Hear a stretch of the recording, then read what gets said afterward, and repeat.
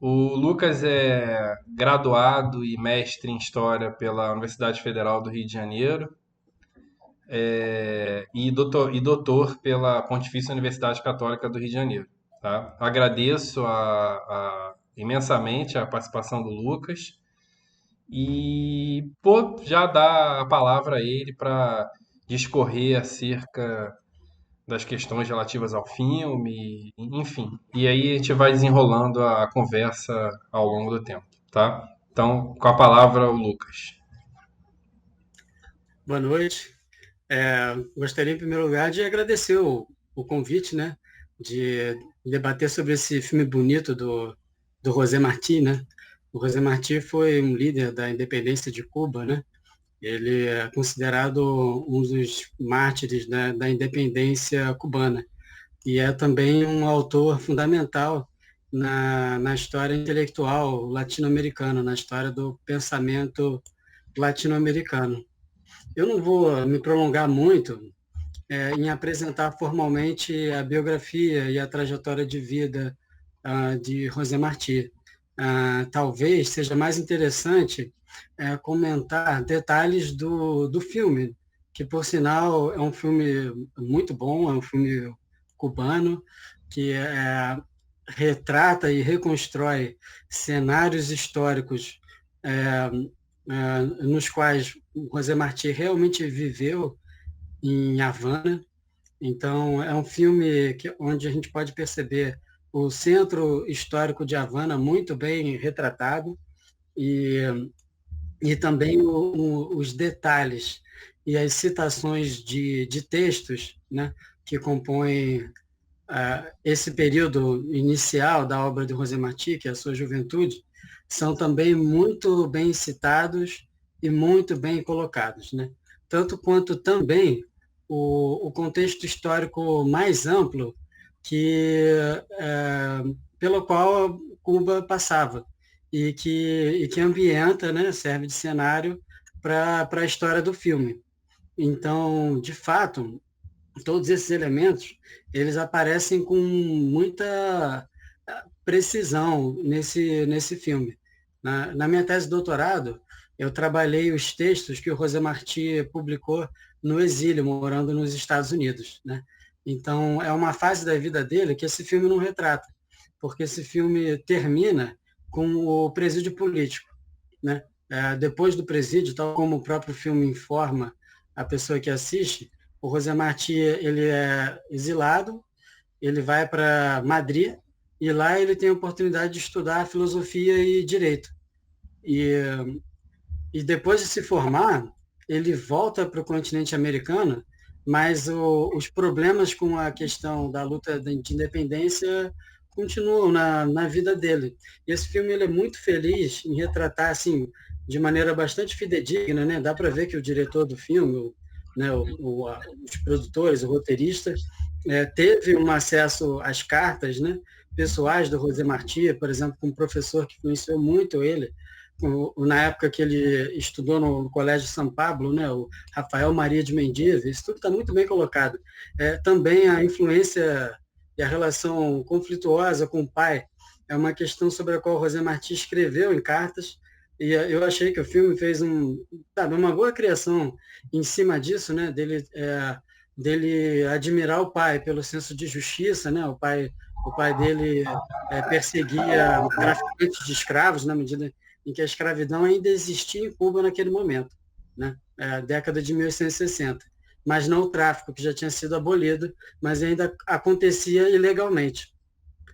Ao mesmo tempo, como ele era de uma família que não era bastardo, era uma família humilde, mas cujo pai era um funcionário do Estado espanhol, aquilo colocava na vida pessoal da família um problema muito grande, porque o filho, ele, desde muito novo, começa a se destacar como liderança política. E o filme retrata isso muito bem, né? É curioso, o filme não demonstra o José Martí recitando poemas, embora ele seja muito conhecido hoje, né, pela sua poesia, mas retrata ele realizando discursos políticos, né? Tem dois momentos do filme. Um, quando eles estão na sala de aula, né, debatendo Cuba a partir da da revolta liderada por Carlos Manuel de Céspedes, e no outro momento, na sala de julgamento, né, quando ele protege o amigo e coloca para si mesmo a atenção, né, do juiz, né, acerca da responsabilidade pela publicação de textos em prol da independência de Cuba. Né? E nesses dois momentos, que são rápidos no filme, eles retratam bem algo que era do José Martí, que era de uma fala eletrizante. Né? Quando ele falava, aquilo irrompia, as pessoas elas se mobilizavam. E ele começa, de fato, a fazer isso nessa época. Né? Eles citam, e inclusive demonstram fisicamente muito bem, porque eu já vi a fotografia do texto, um jornal que só teve uma publicação chamada Pátria Libre, né? Organizado pelos estudantes do colégio do qual ele fazia parte, e que era basicamente um jornal apoiando a revolta de Céspedes. Aí é claro que um leitor comum, né, um espectador comum, ele não vai ter tanto conhecimento da história de Cuba, mas está bem retratado no filme, porque a revolta de Céspedes, ela acontece no campo, né? E o Céspedes era fazendeiro, né? E ele ficou conhecido por ter libertado escravizados para lutar em prol da independência, o que mostra como que a independência de Cuba e a luta pela abolição estavam diretamente relacionadas, inextricavelmente relacionadas. Aqueles que apoiavam a coroa espanhola eram também os mesmos, e não por coincidência, que defendiam a permanência da instituição da escravidão. Ou, na melhor das hipóteses, uma abolição com indenização para os proprietários, ou algo do tipo, né? Uma abolição gradual, né? Que é o que estava ocorrendo em Cuba naquela época, né? Já que no contexto internacional o tráfico de escravos ele era de fato muito criticado. Mas aí o que acontece, né? Eles falam, por exemplo, dos voluntários, e isso é uma questão histórica mesmo. Na cidade de Havana, que era a capital, muitos voluntários se voluntariam para quê? Para defender a coroa, enquanto que no campo estourou a revolta. Então, o Martí estava em Havana, na capital. E é por isso que o movimento independentista lá, ele é sufocado, porque, na verdade, a guerra propriamente dita, chamada de Guerra dos 10 Anos, os conflitos armados da Guerra dos 10 Anos, acontecem no campo, né? Enquanto que em Havana, a presença de muitos apoiadores da coroa espanhola sufoca a possibilidade de uma rebelião urbana, né? Então, a prisão do José Martí, retratada no filme, ela tem uma relação direta com esse contexto e que está muito bem retratado, né?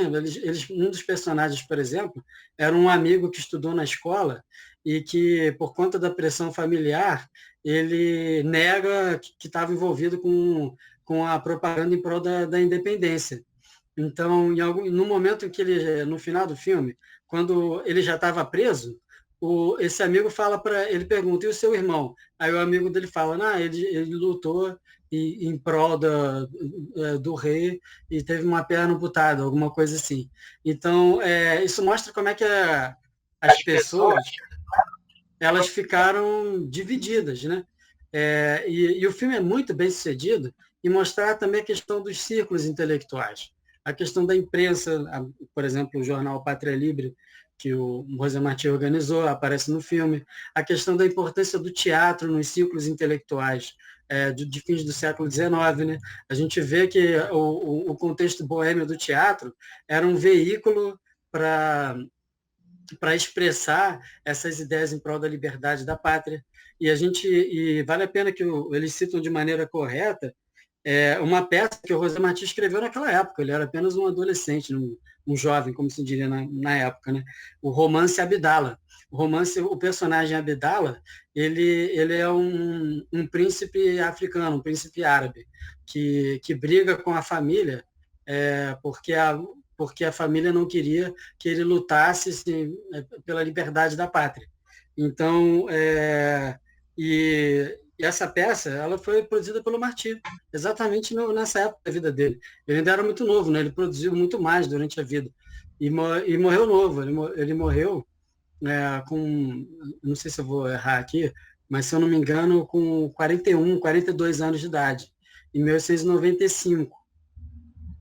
Então, e de fato, a luta pela independência, tanto quanto a produção intelectual e artística, foram parte da vida do José Martí de maneira inextricável. Então, ele produziu poemas, ele produziu crônicas jornalistas, mas também manifestos políticos, discursos, escreveu peças de teatro.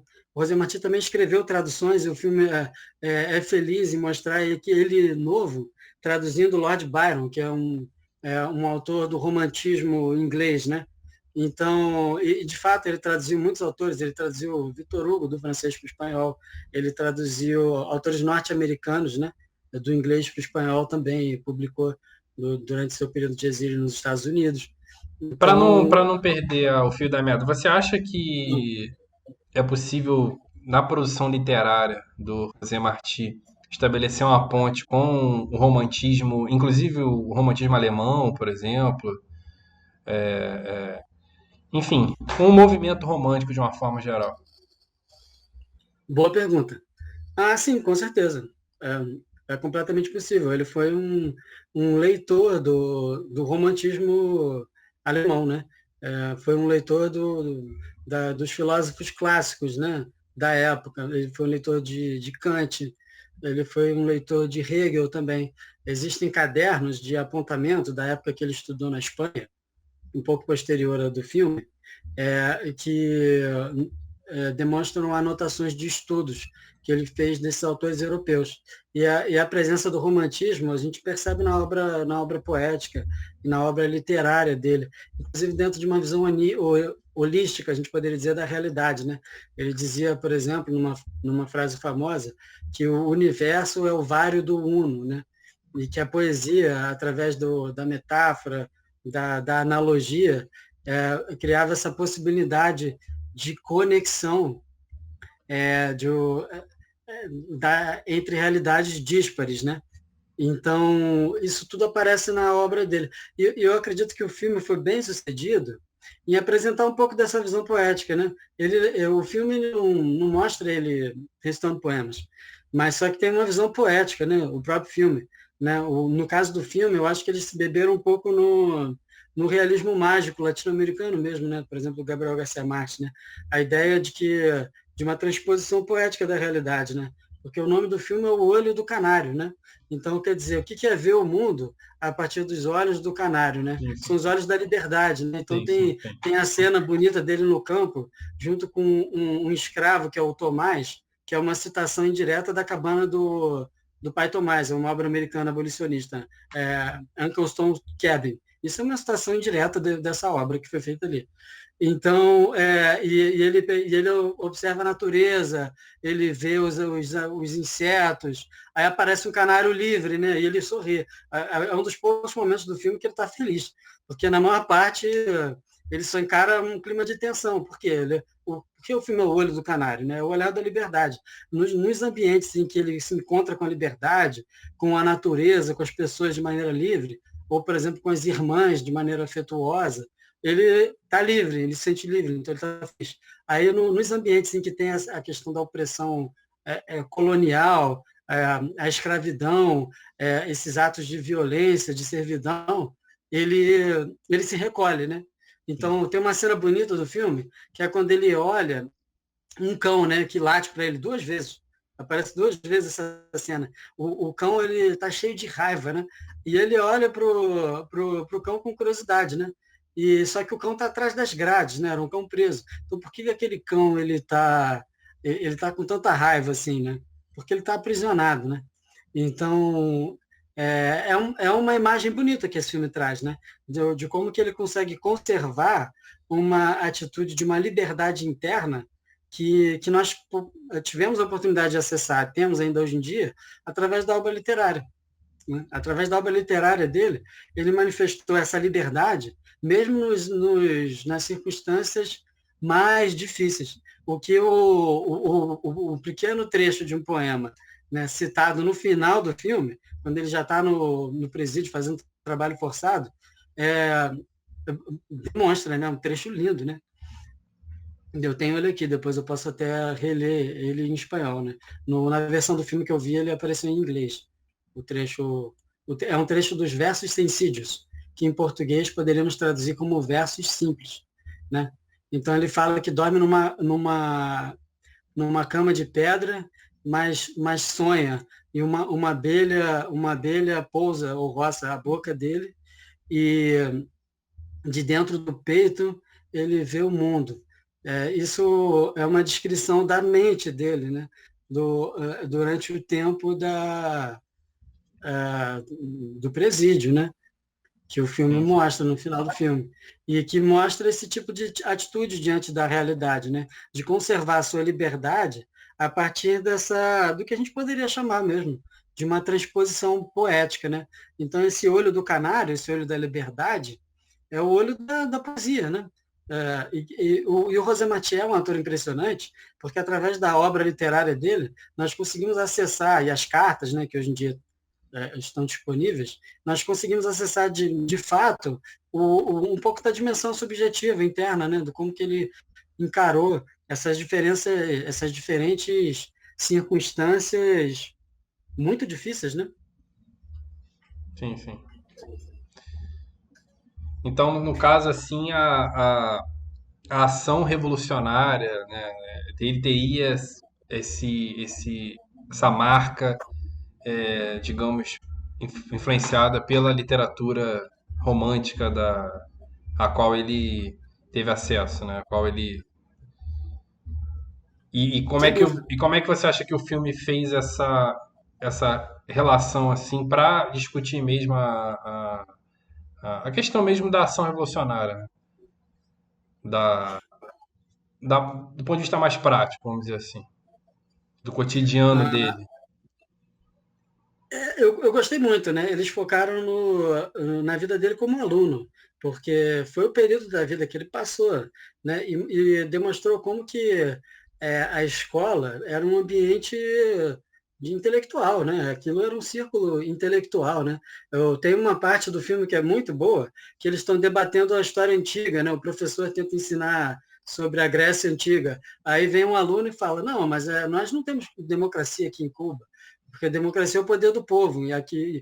Aí um outro fala, mas tem como haver democracia sem liberdade? Como isso é possível? Quer dizer, então o professor estava ensinando parte do currículo, inclusive clássico, né, das escolas, das universidades da época, essa educação latina, né, dos gregos e romanos, mas eles no filme utilizam essa referência clássica, que era parte dos currículos da época, de fato, para discutir o presente, né, o momento que eles estavam vivendo, né, a questão da opressão colonial, né, metropolitana, a questão da instituição do cativeiro, né?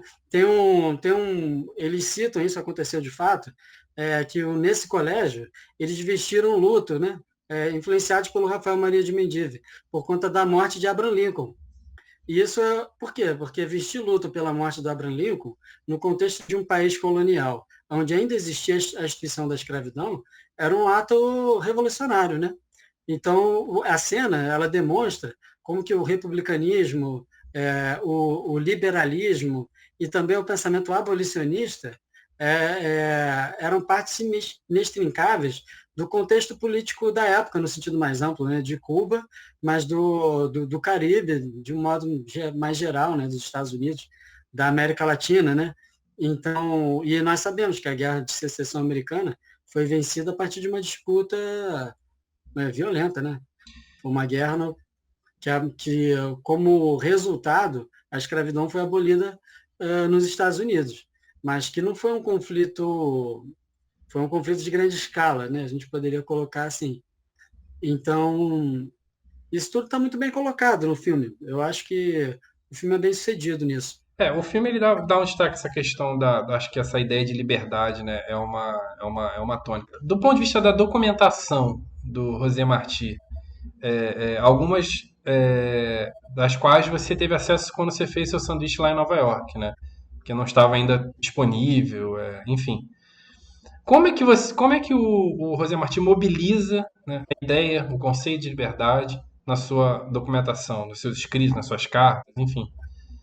Como é que você identifica isso assim, do ponto de vista geral, claro? é central. Tem uma parte da tese que eu me dediquei a ler as cartas que o José Martí escreveu para um mexicano, que era um amigo. Esse mexicano, ele ajudava a redigir, corrigir as crônicas que ele publicava no México. Então, de Nova York, ele enviava cartas que eram crônicas publicadas nos periódicos mexicanos. E nessas cartas, ele já numa outra fase da vida, no exílio, nos Estados Unidos, ele trata do tema do porquê que ele ficou 15 anos lá, né? Justamente por conta da questão da liberdade, né? Então, o tema da liberdade na vida do José Martí, na obra dele, tem que ser discutido junto do tema do exílio, né? Porque, por exemplo, ele se forma na Espanha, mas ele não fica na Espanha. E por que não fica? Porque da Espanha seria muito difícil organizar a luta pela independência de Cuba. Aí ele volta para o continente americano, fica um pouco em Cuba e vai para o México. No México havia, claro, né, uma comunidade de cubanos, né? Além de que havia um regime do qual ele era a favor, que era a República Liberal Restaurada. Né? O imperador Maximiliano, né, colocado no poder por Napoleão III no México, foi derrubado por um índio, né, o Benito Juárez. Né? Então, o José Martí passa 2 anos no México, inclusive como membro da República Liberal Restaurada. Então, isso demonstra como que o patriotismo naquela época tinha a ver com uma adesão política. Né? Isso tem muito a ver com a ideia francesa de patriotismo, né? Como Ernest Renan escreveu. Né? O patriotismo como uma escolha, né? Uma escolha política. Né? Não se trata apenas o local onde se nasce, né? Onde se nasceu. Embora o José Martí também tinha esse vínculo com Cuba, porque ele era cubano, nasceu em Cuba. Mas também um patriotismo político. Aí, quando o Porfírio Dias dá um golpe, e o grupo que o José Martí apoiava é retirado do poder, e o Porfírio Dias ele conduziu um regime oligárquico, formalmente liberal, mas oligárquico na prática, durante mais de 30 anos. Né? Ele ficou no poder durante as décadas subsequentes no México. Aí ele sai do México. Aí no México ele vai para Guatemala. E na Guatemala ele também não concorda com a política das oligarquias, das elites, e nem se vê identificado. Então, em Nova York, ele encontra 2 coisas, isso eu pude pesquisar na tese, que favoreceram ele ficar lá. Uma é o fato das comunidades de cubanos que haviam em Nova York, ligadas, por exemplo, à indústria de cana-de-açúcar e do tabaco que havia na Flórida, também nos Estados Unidos, próximo de Cuba, mas também pela liberdade. A liberdade o quê? De escrever. A liberdade de poder escrever de maneira crítica e publicar na imprensa do México, na imprensa da Argentina, como um correspondente de Nova York. Então, a questão da liberdade, no caso do Martí, era primeiro a defesa da liberdade de imprensa, que aparece nesse filme em relação à citação de uma obra, na verdade é um manifesto em prol da liberdade de imprensa em Cuba, que deu vários problemas para ele, que é o El Diablo con Vuelo, é citado nesse filme, porque ele publicou justamente durante esse período da juventude. Então esse é um ponto, né? A questão da liberdade de expressão, da liberdade de pensamento, de debate, isso era central para José Martí. O José Martí ele chega a entrar em alguns momentos em conflito com os líderes militares do movimento revolucionário, Máximo Gomes e Antônio Maceo, porque Máximo Gomes, sobretudo, era um general, era um homem de formação militar.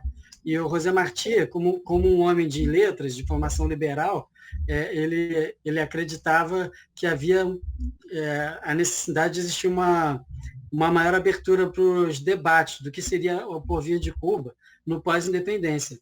Então, na década de 1880, isso eu estudei nas cartas, né?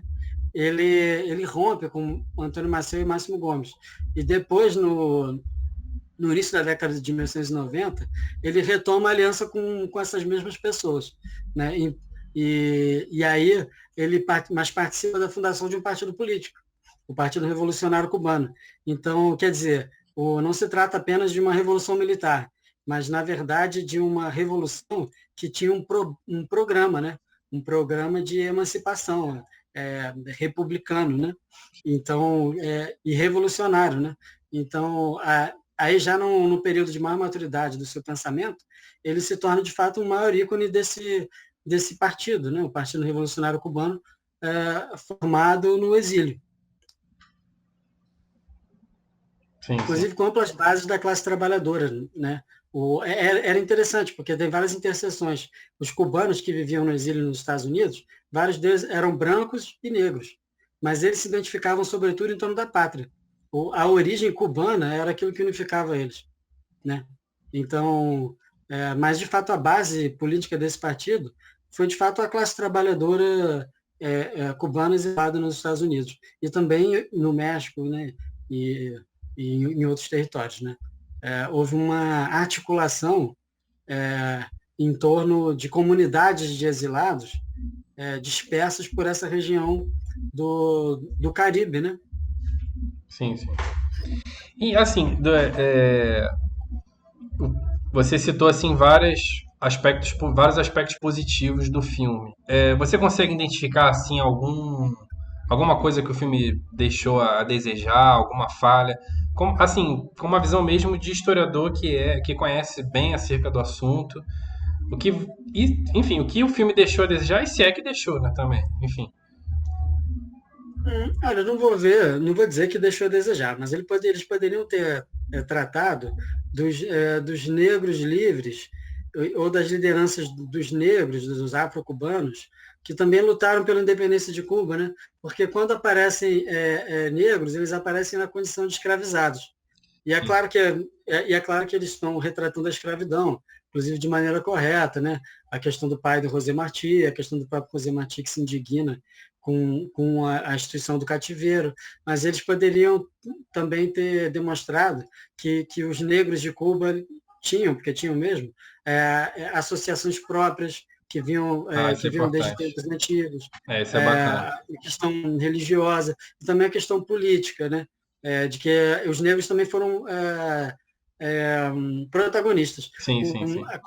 Então, no sentido de que a Guerra dos 10 Anos, ela cria uma geração de lideranças entre os afro-cubanos que depois se engaja na luta pela independência posterior também. Então, de fato, o Partido Revolucionário Cubano do José Martí era um partido que agregava em torno da ideia da pátria as diferentes classes sociais e também raças, né? Então, uma das propagandas do governo espanhol era de que os independentistas iriam subverter a ordem das relações raciais, né? Iria transformar Cuba no Haiti, usando negativamente o exemplo do Haiti. Então, a coroa espanhola fazia essa propaganda. Sim, Não vou dizer que é um erro, mas porque é difícil cobrar que um filme explore tudo, né? sim, sim, É, sim. mas, mas Mas eu ficaria. tinha um protagonismo É, ali que deixou de lá, né? Enfim, que é importante. porque o pai Tomás ali, o que foi citado, né, uma citação direta do Uncle Tom's Cabin, que mostra um negro servil, né, que, que defende a sua liberdade a muito custo, né? O fato é que a Guerra dos 10 Anos ela abre um período onde esses negros vão se revoltar diretamente, né? É, contra a escravidão e em prol da independência. Embora, uma coisa a gente pode falar, né? O filme ele retrata o contexto de Havana, né? E não o contexto da luta no campo, da luta armada no campo, que estava acontecendo ao mesmo tempo em que aquelas cenas em Havana, né, do José Martí no colégio ocorriam. Então tem essa simultaneidade, né? A gente percebe, por exemplo, que em Havana chegavam soldados, né? Isso aparece no filme, né? Tem um momento que aparecem os soldados e o próprio José Martí e outras pessoas estão no bar local, né? Na padaria local ali. E então por quê? Porque Havana recebia, através do seu porto, os soldados, mas esses soldados eles estavam indo lutar no interior. Entendi.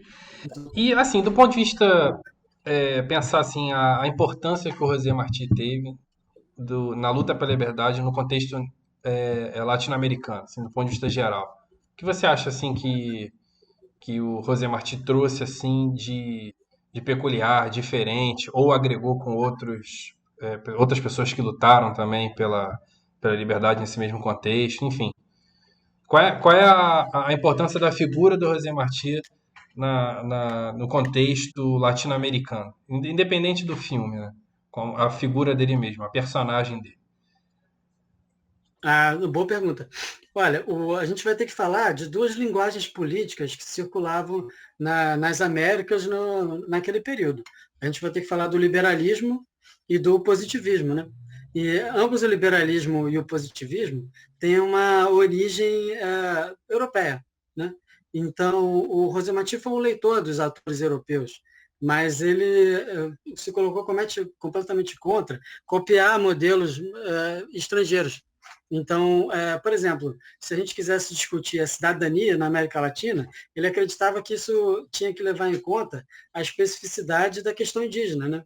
Porque um liberalismo formal, né, herdeiro da ilustração, por exemplo, europeia do século XVIII, não poderia dar conta de incluir no espaço da cidadania grupos excluídos, né? Como, por exemplo, os negros, também os povos indígenas. Então, o José Martí acreditava que o pensamento político, né, republicano, ele deveria dar conta das especificidades desses povos, né?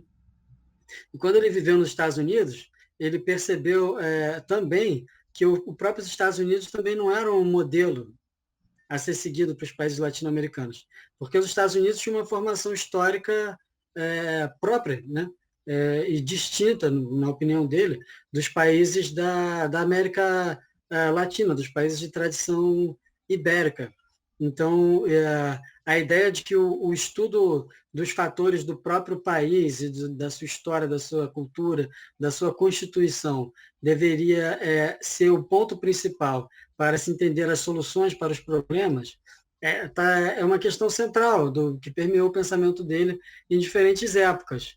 E também houve uma evolução em relação a ele sobre esses temas, né? Quando ele vive nos Estados Unidos, ele se coloca de uma maneira muito mais crítica, por exemplo, sobre as políticas liberais voltadas aos indígenas no México, do que, por exemplo, quando ele mesmo viveu no México.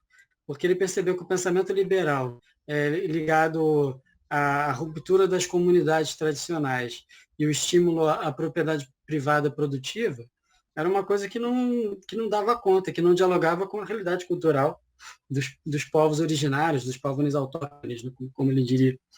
Então, ou seja, as próprias relações daqueles povos, sua cultura, sua tradição deveria ser considerada. Então, assim, um pensamento de um liberalismo ou também de um positivismo que tivesse essas referências da ilustração não dava conta. E tinha um outro problema no século XIX, que era o problema racial, né?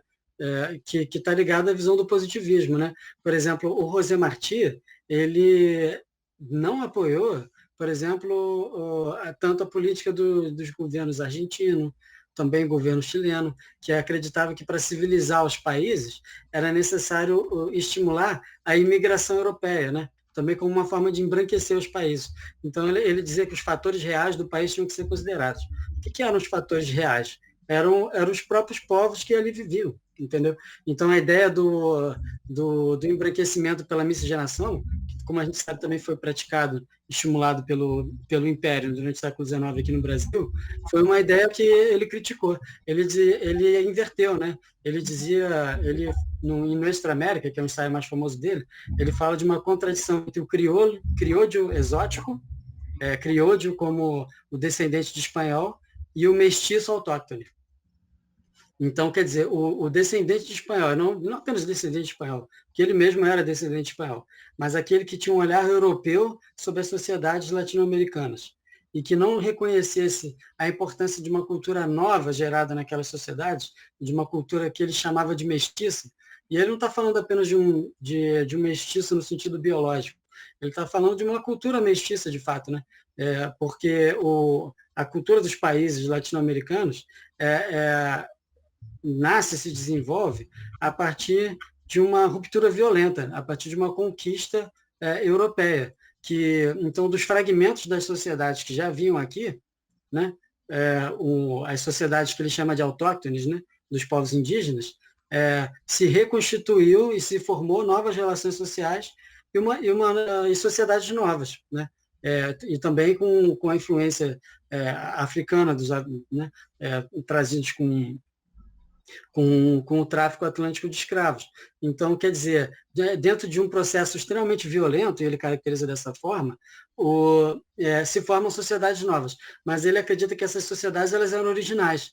Então, esse mestiço, ele caracteriza como positivo.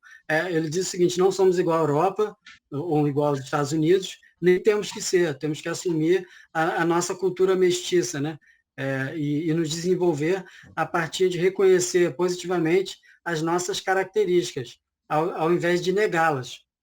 Então, o pensamento político de José Martí coloca isso no centro. Isso está no centro do pensamento político dele, e é de fato a contribuição mais original que ele trouxe, não apenas para Cuba, mas para a América Latina como um todo.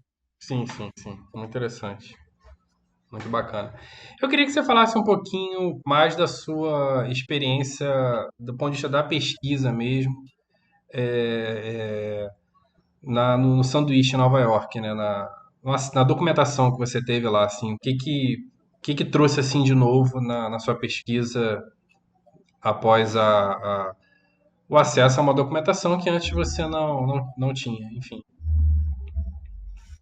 Sim, eu consegui fotografar mais de 40 livros, né? Foi um material muito grande e eu não consegui usar todo ele na tese. Eu consegui usar uma parte desse material. E eu pude traçar o diálogo de José Martí com autores do contexto norte-americano, né? Por exemplo, com os movimentos operários, os anarquistas, os socialistas, como também a interpretação histórica que ele fez das lideranças políticas do abolicionismo norte-americano, né? Por exemplo, o Wendell Phillips, que é um autor que já na sua fase dos Estados Unidos ele retrata muito, né?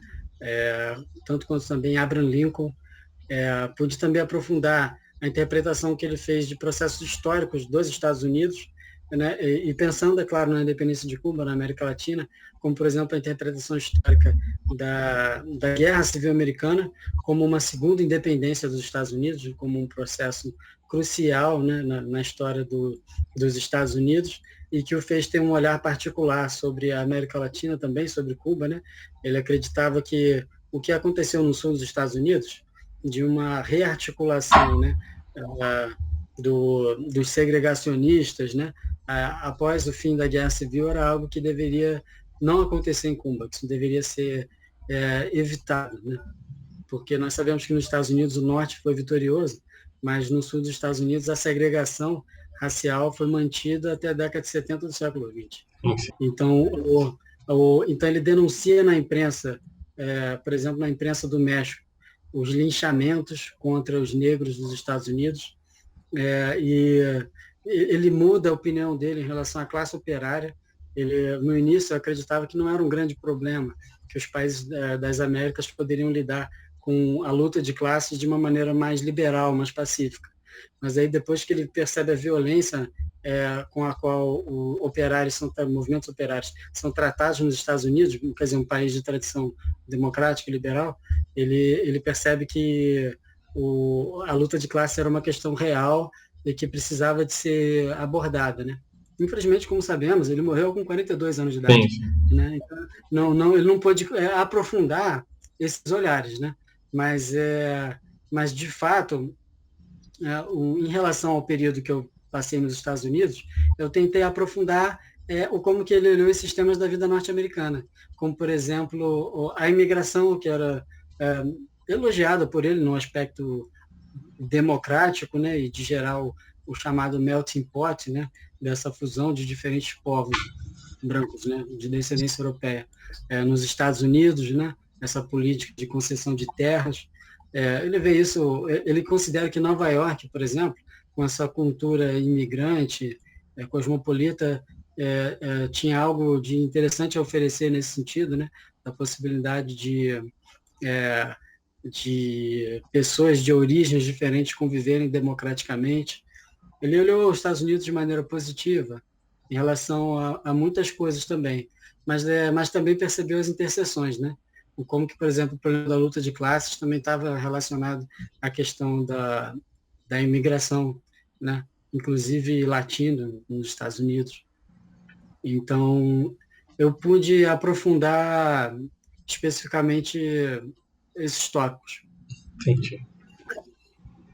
Enfim, quiser falar mais uma coisa em relação ao filme, fazer um Sim, gran finale. Aham. O Le José Martí é muito bom, né? Então, ele cita, nesse filme, eles citam um conjunto de poemas chamado Versos Sensídios, Versos Simples. O José Martí publicou os Versos Simples já na fase de maturidade do seu pensamento, né? Mas ele revisita nos Versos Simples diferentes lembranças de infância, né? Por isso que no final do filme eles citaram os Versos Simples, né? Além dos outros textos que eu mencionei aqui, Pátria Livre, Abdala, El Diablo con Ruelo, né? Mas os Versos Simples eles são muito bonitos. E eu acho que pode valer a pena ler alguns poemas. Sim.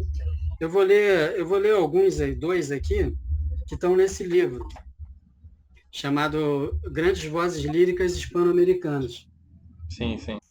É um livro de tradução, feito pelo Aurélio Buarque de Holanda Ferreira, que é aquele cara dos dicionários, né? Sim, sim. Do dicionário Aurélio, ele é famoso, né? Sim, sim. Ele viveu um tempo no México, e quando ele trabalhou na Universidade Autônoma do México, ele traduziu para o português vários autores de hispano-americanos, né? Então isso é uma tradução desse autor, né, para o português. Sim, sim. E são versos, os dois, ambos eles, são versos desse livro de poemas chamados Versos Sensídios, né? Então, cultivo uma rosa branca. Cultivo uma rosa branca em julho como em janeiro, para o amigo verdadeiro que me estende sua mão franca. E para o mal que me arranca o coração com que vivo, cardo ou ortiga, não cultivo. Cultivo a rosa branca. Segundo, quem vê um monte de espumas. Quem vê um monte de espumas é bem meu verso que vê. É meu verso um monte, e é também um leque de plumas. Meu verso é como um punhal, cujo punho é fluorescente. É meu verso uma nascente que lança água de coral.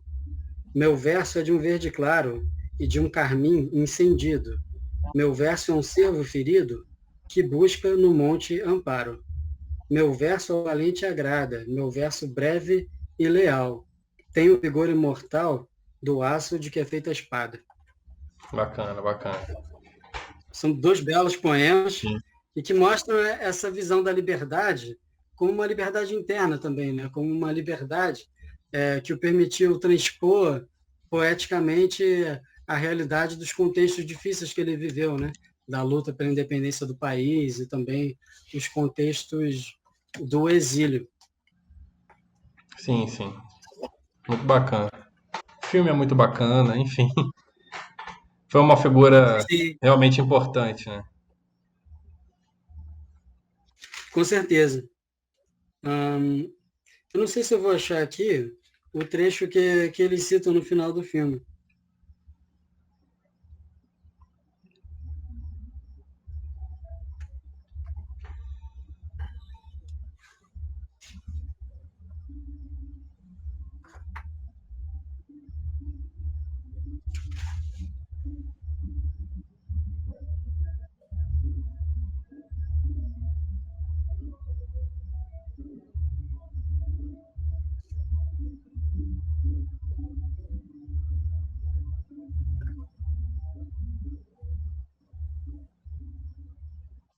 Talvez eu não vou conseguir encontrar. Eles citam um trecho muito bonito, mas é um trecho dos versos sensíveis também. A música Guantanameira de Cuba, ela é uma música popular, uma canção popular, talvez eu vou comentar um pouco isso então, que é feita a partir dos versos do Martim, né? Então, todos os versos da Guantanameira, além do refrão, são versos dele musicados. E eu achei que o filme, voltando talvez o último comentário sobre o filme, ele trata essa questão da rima como algo presente na cultura cubana de uma maneira muito feliz, né? Quando, por exemplo, ele conversa com as irmãs e elas rimam, fazem rimas para provocar ele, né? Como uma brincadeira, né? Ou, por exemplo, nas cenas da peça de teatro, no qual todas as falas dos atores, elas são feitas de maneira versificada. Ou também quando o Tomás, aquele negro, ele também canta, faz versos de uma maneira muito natural. Então, assim, eu achei interessante a opção do filme de, ao invés de gravar cenas com o próprio José Martí recitando seus poemas, eles fizeram uma outra estratégia, né? Eles mostraram como que o ritmo e a poesia é algo que simplesmente faz parte até hoje, da cultura popular de Havana, da cidade de Havana e de Cuba, né? Cultura para a qual, evidentemente, o José Martí contribuiu muito. Sim, sim, sim. Olha, muito bom sua apresentação. Acho que você conseguiu dar conta não só da questão do filme, mas dessa relação, dessa discussão importante, discussão mesmo conceitual, literária do José Martí, por exemplo, sobre a questão da liberdade. Achei muito interessante a sua reflexão do que faltou no filme. Eu acho que isso é importante. Enfim, realmente não dá para um filme dar conta de tudo, mas é um troço assim bastante elucidativo, né? Talvez até de ver diversos filmes, como às vezes deixa a figura do negro, do africano, que muitas vezes lutou, se deixa de lado. Então, achei bem interessante essa questão. Enfim, valeu, muito obrigado. Acho que enriqueceu bastante. Você continua aí, que eu vou encerrar a gravação, mas você continua, entendeu? Então, eu agradeço aí, boa noite. E é isso. Pô, tá ótimo. Eu que agradeço pelo convite e, e é isso, né? Eu também abri um canal recentemente e quando puder vou te fazer um convite para a gente fazer um debate também. Isso, isso. Eu vou deixar na descrição desse vídeo a página dele do Facebook, que ele justamente discorre acerca dessas questões, né? Não só em relação ao José Martí, mas sobre o contexto latino-americano de uma forma geral. Enfim, então vou deixar todos os links para quem quiser realmente ter acesso direto ao Lucas, fazer uma pergunta, curtir a página dele, né? Então vou deixar na descrição desse vídeo, tá? Eu vou encerrar aqui a gravação, aí você continua aí que eu vou falar com você, beleza? Beleza.